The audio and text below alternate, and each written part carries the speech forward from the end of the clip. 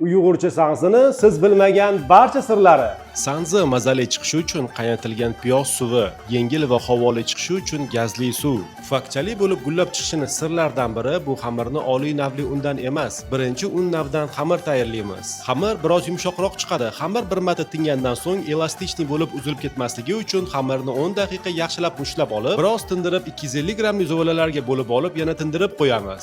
Zuvalani o'rtasidan teshib, xamirni uzmasdan pilta qilib olib, yaxshilab yog'lab qo'yib, issiqroq joyda yana 1 soat davomida yaxshilab tindirib olamiz. Tingan piltalarni xuddi lag'mon kabi cho'zamiz, ammo xamirni uzmasdan lag'monga nisbatan birozgina qalinroq cho'zamiz. Xamirni qo'limizga tartib bilan ilib chiqib, uchi ingichka uzun tayoqchalarga o'tkazib olib, qovurishni boshlaymiz.